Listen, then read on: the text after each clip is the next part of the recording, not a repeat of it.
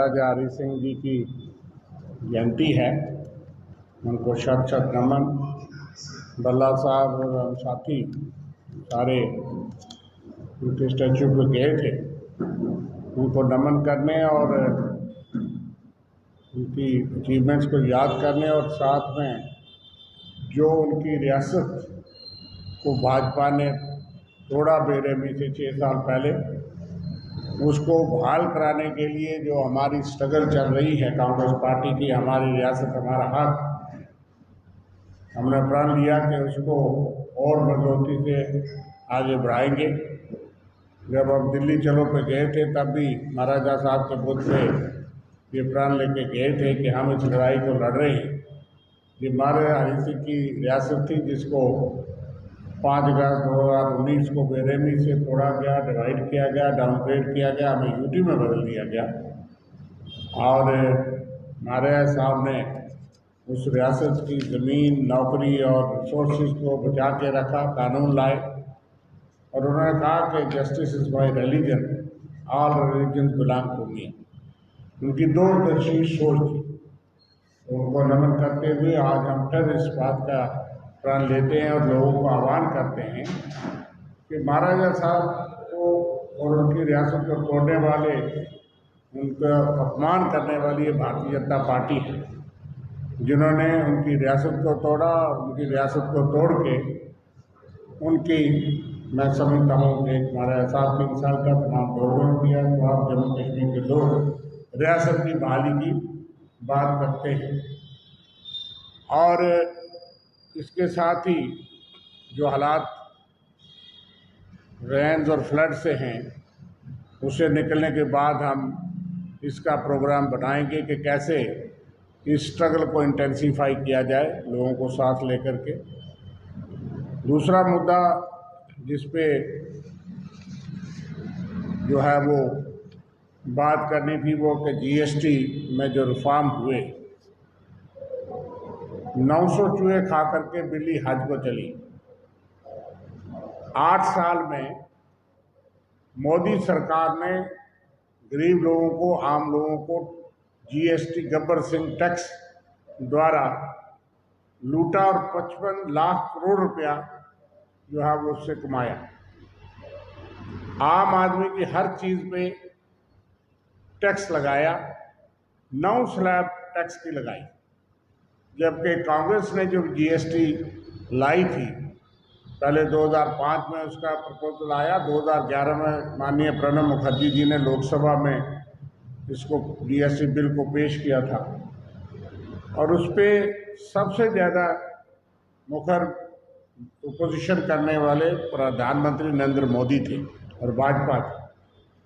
लेकिन वो simplified tax regime था, उसमें 3 स्लैब थी और आम चीज़ों को टैक्स नहीं करना। इन्होंने आकर के उसको दिसंबर में 2014 में जब खुद आए ज़रूर लगाया, लेकिन 17 से लेकर 25 तक 8 साल में जो है इन्होंने लोगों को ऊपर टैक्स लगाया। कापी पेंसिल से लेकर के खाने पीने की हर चीज़, दाल चावल, कोई चीज़ ऐसी छोड़ी नहीं, मेडिसन, दवाई, इलाज, हर चीज़ पे टैक्स लगाया। और ये वो चार्ट है जिसमें 55,44,000 करोड़ रुपया बीजेपी ने जो है वो कमाई की।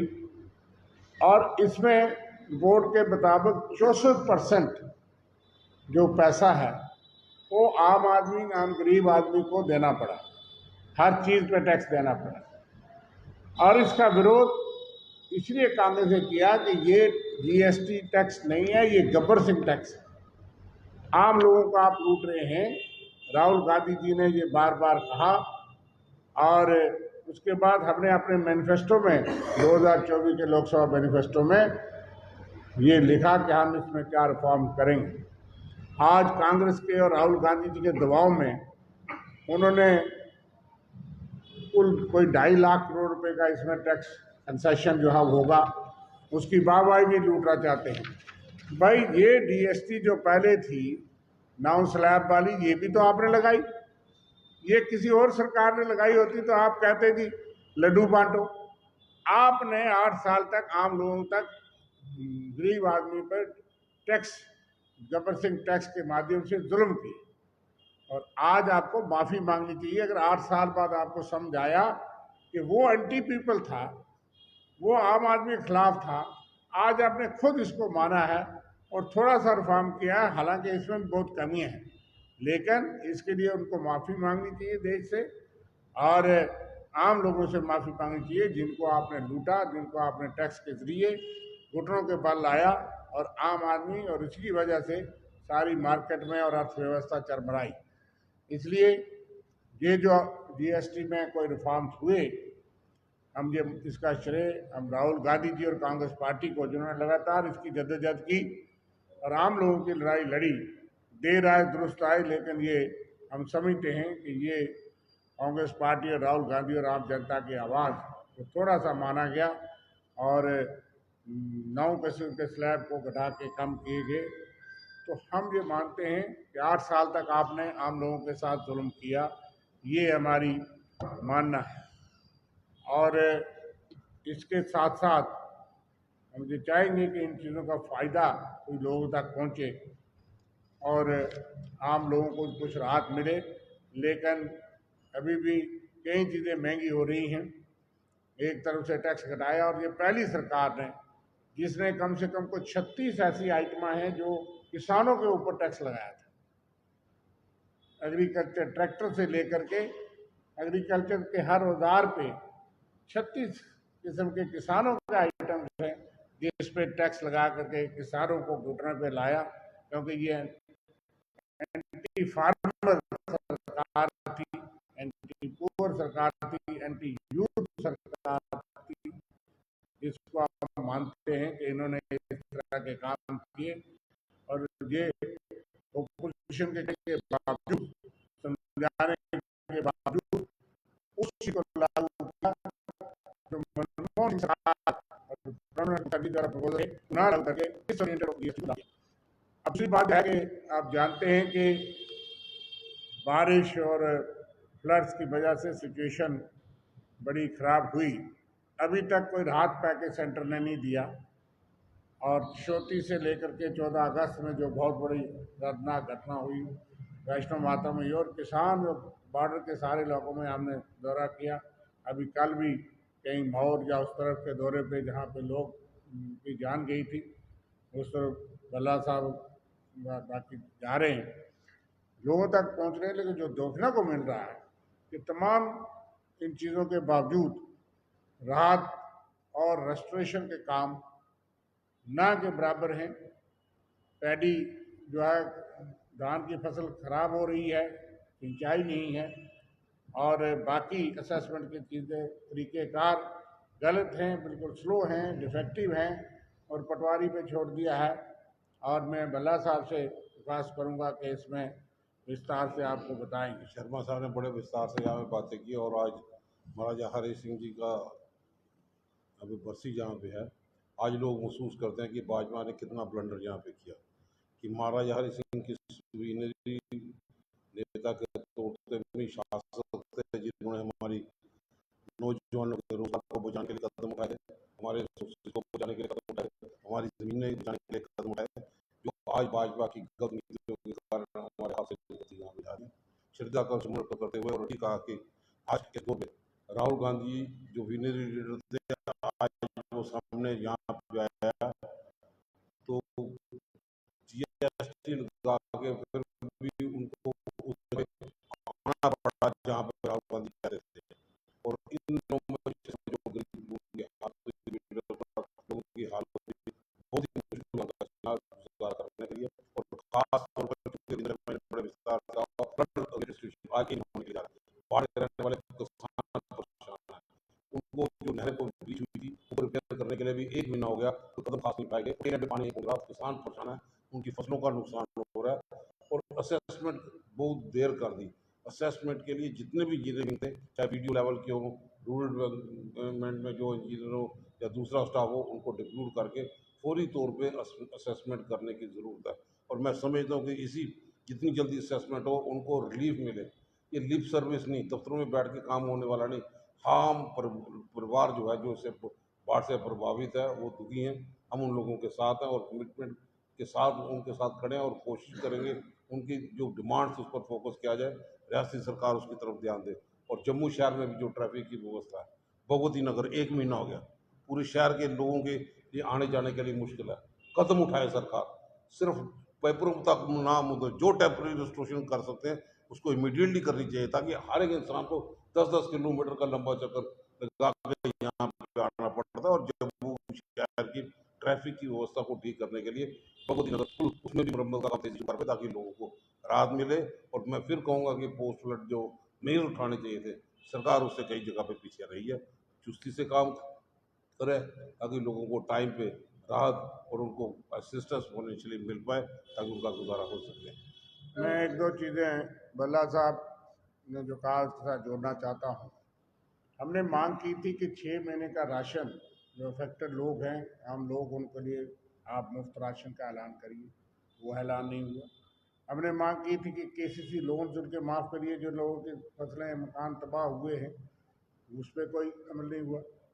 डेयरी लोन, कई किस्म के लोन, पंप सेट जो तबाह हो गए, डूब गए, और उनके लिए आप जो है वो माफ़ करिए और उनको पंप सेट के लिए सहायता दीजिए।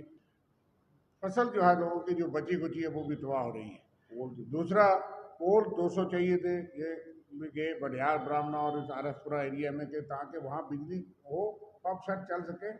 उनकी धान की फसल सूख रही है, आज किसान रो रहा है, लेकिन कोई जो है वो यहाँ से सहायता और राहत नहीं हो रही। और मैं आपको बताऊं, मैं गांव का रहने वाला हूं और मैं कल वहाँ से आया। एक एक महीने से मेरे अपने गांव बजवाल सुंदरबनी में पानी का सिस्टम जो है वो रेस्टोर नहीं हुआ। कोई टैंकर नहीं है पूरे सब डिवीजन में। ये पहली बार है कि एक सब डिवीजन में जहाँ जिसकी चलती है वो अपनी तरफ ले जाता है। कोई ट्रैक्टर पे पानी सप्लाई करने का लोगों को पानी मिल नहीं रहा, सप्लाई आप रेस्टोर नहीं कर पा रहे। एक ट्रांसफार्मर जला, उसको लगाने के लिए महीना महीना लग जाता है।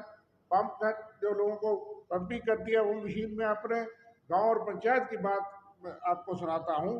और दूसरी शिकायत जो मिल रही है कि लोग, शिवराज सिंह चौहान यहाँ आए, उन्होंने कहा कि 5,000 मकान जो है डैमेज हुए हैं। आपने हवा से एक आंकड़े इकट्ठे कर लिए। अभी लोग, मैं एक घर में गया था, वो आदमी महीने से यहाँ हॉस्पिटल में था, उसकी डेथ हो गई। उसकी एक ही बेटी है, जिस बेटी ने अग्नि दे के अपने बाप की जो है वो चिता को अग्नि दी, क्योंकि उनका कोई गरीब आदमी, उसके दोनों कमरे गिरे हुए थे। लेकिन उनको मैंने बताया और तहसीलदार को मैंने फ़ोन किया कालाकोट कि आप इसका असेसमेंट करो। लोगों को पता नहीं, कई और लोग कांटेक्ट कर रहे हैं, वहाँ कोई पहुँचा नहीं। इन्होंने अपने आंकड़े दे दिए। बाद में शिकायत आएगी कि जिसकी चलती थी, जिसका कोई पॉलिटिकल इन्फ्लुएंस था या जिसका दूसरा कोई इन्फ्लुएंस था, वो मुआवजा लेगा। और एक लाम से एक आदमी, बहुत बुजुर्ग, मुझे फ़ोन कर रहे थे, नौशहरा के बॉर्डर थे, वहाँ तहसीलदार भी गए, वो कहते हमारा लिस्ट में नाम ही नहीं। और जिनके छोटा कोई नुकसान हुआ है उनका लिस्टों में नाम है। तो ये कल हेरा फेरी या धांधली पते लगेगी। छोटे अफसरों को आपने मालकाना दे दिया कि जिसका नाम डालें ना डालें और कैसे डालते हैं रेवेन्यू वाले, ये भी आपको मालूम है। आज ही हम सरकार, दोनों सरकारें, यहाँ 2 सरकारें हैं, हम ये कहना चाहते हैं कि इंजीनियरिंग विंग वहाँ शामिल हो। कैसे एक पटवारी को पता है कि इस मकान का नुकसान कितना है? नंबरदार चौकीदार ने रिपोर्ट दी होगी, लेकिन कईयों के डैमेज हुए। इसलिए हम ये चाहते हैं कि असेसमेंट सिस्टम फॉल्टी है, डिफेक्टिव है। गरीब लोगों के साथ धोखा ना हो। कल जिसका जितना हक बनता है उतना दो। मैंने एक परमेश्वरी देवी जो 80 साल की बुढ़िया है, उनका नाम बताया था, और वो वहीं तहसील ठट्टापानी सुंदरबनी की हैं। उनको 4,000 रुपये, 2 कमरे गिरे हुए, एक मकान की दीवार गिरी है। तो आप ये डैमेज दे रहे हैं। ये सहायता 4,000 रुपये में आज एक दरवाज़ा नहीं लग सकता। तो इस किस्म का खिलवाड़ नहीं होना चाहिए। सेंट्रल गवर्नमेंट से हमने मांग किया कंप्रीहेंसिव पैकेज दो, लेकिन असेसमेंट सही होनी चाहिए। किसानों के साथ साथ आम लोग, गरीब लोग। और मैंने 2-3 मिसालें आपको बताई जहां मैं खुद गया और मैंने देखा। और अभी भी लोग तहसीलदार के चक्कर काट रहे हैं, हालांकि हमें ये नहीं, लेकिन वहाँ सर्वे टीम जाए। कहीं ने शिकायत लगाई थी, पटवारी आया, उसने कहा नहीं नहीं आपका कुछ नहीं बनता। तो इस तरह की शिकायतें नहीं होनी चाहिए। आज हम राहत दे रहे हैं, तो इसमें हम सरकार को चेता रहे हैं। कांग्रेस पार्टी बार बार हमने प्रेस कॉन्फ्रेंस करके बताई है, किसानों की, आम लोगों की, ये तो जनरल रेस्टोरेशन की, पुलों की, उनका जांच होनी चाहिए। हादसे जो हुए उसके ऊपर कोई बात ही नहीं। जो वैष्णो माता में ट्रेडी हुई इतनी बड़ी, और खामोश सरकार को जवाब नहीं देती कि क्यों नहीं हाई लेवल जांच हो गई, किसकी गलती है, क्यों हुई। तो जो आपने आई वाश कमेटी बनाई उसका टाइम भी पूरा हुआ और कोई पहली रिपोर्ट भी नहीं आई। तो हम बार बार इस चीज़ को आपके माध्यम से सरकार को भी और जनता तक पहुंचा रहे हैं। हमारी मांग है कि असेसमेंट का सर्वे का सिस्टम ठीक हो, हर जगह यहाँ शिकायत है वहाँ जाके देखा जाए। इंजीनियरिंग विंग चाहे वो PWD हो, रूरल डेवलपमेंट हो, इरिगेशन फ्लड कंट्रोल हो, सॉयल कंजर्वेशन है, बाकी लोग देखें। कई किस्म के नुकसानात हैं और ज़मीन को बैंक जो है वो बचाया जाए। लाखों कनाल ज़मीन, हज़ारों कनाल ज़मीन जो है वो लोगों की तबाह हो गई है। इसलिए एक बहुत बड़ा कंप्रीहेंसिव पैकेज की मांग को हम बार बार दोहरा रहे हैं और आम लोगों तक एडमिनिस्ट्रेशन, गाड़ियों की इंश्योरेंस, हाँ, बहुत सारी चीज़ें हमने सुझाव दिए हैं। हम देखते हैं सरकार क्या करती है, लेकिन ये आम लोगों की आवाज़ को हम यहाँ आपके माध्यम से पहुँचाना चाहते हैं कि आप लोगों के माध्यम बनते हैं। इसमें हर आदमी को अपना जो जायज़ हक है, मुआवजा है, रिलीफ है, उसको मिले, ये हमारी मांग है। और गांव-गांव में ज़्यादा परेशानियां हैं, लोगों के नुकसान हुए उसको देखा जाए, जहां किसानों की फौरी तौर पर राहत करनी चाहिए। आपका सवाल। आज जिस तरह से वन टैक्स वन नेशन की बात की जाती है, टैक्स आपने देखा कि 28 से 18 तक हुआ, उसके बाद उसको छोड़ा गया, लेकिन पेट्रोल और डीजल को इसमें से शामिल नहीं किया, पहले भी नहीं किया। अगर पेट्रोल डीजल को भी इसमें शामिल किया जाए तो काफी हद तक ये जो है महंगाई कम हो सकती है। बिल्कुल आप ठीक कह रहे हैं। देखिए, कांग्रेस ने पहले भी ये मांग की थी, पेट्रोल और डीजल को भी टैक्स के रिजीम में लाना चाहिए। मैक्सिमम 28% था, 18% पे कि इसको हमने कई बार मांग की। पेट्रोल डीजल, आज ट्रंप ही शोर डाल रहा है कि आपने सस्ता पेट्रोल डीजल खरीद लिया, और सस्ता पेट्रोल डीजल तो खरीदा, आपको मिला, किसी को मिला सस्ता पेट्रोल डीजल? रशिया से हो, कहीं से हो, अच्छी बात है यहाँ से खरीदा, लेकिन आम जनता को वो फ़ायदा नहीं पहुँचाया गया। वो सिर्फ ऑयल कंपनीज को फ़ायदा दिया गया, वो आप जानते हैं। और उसके अलावा वन टैक्स वन नेशन की जगह वन नेशन 9 टैक्स थे, 9 स्लैब जो है वो लगाई थी। आप अगर थोड़े राहत भी दी तो गलतियां भी आपकी थी, गब्बर सिंह टैक्स भी आपका था। और ये आपकी बात जायज़ है कि पेट्रोल डीजल पे भी टैक्स रिजीम होना चाहिए। और जो फ़ायदा यहाँ महंगा होता है तो पेट्रोल डीजल महंगा हो जाता है, गैस महंगा हो जाता है। आज कितने रुपए का गैस सिलेंडर है, लेकिन सस्ता होता है तो आम आदमी को 1 रुपया भी सस्ता जो है वो नहीं किया जाता। यही तो मोदी सरकार की उपलब्धियाँ रही हैं कि ऑयल कंपनी को बेनिफिट दो और आम आदमी को उसमें कोई राहत नहीं। एक लास्ट क्वेश्चन जी, जिस तरह से आपका हमारी रियासत हमारा हक वही का अभियान चलाया था, लेकिन वो इतना कारगर सिद्ध नहीं हुआ।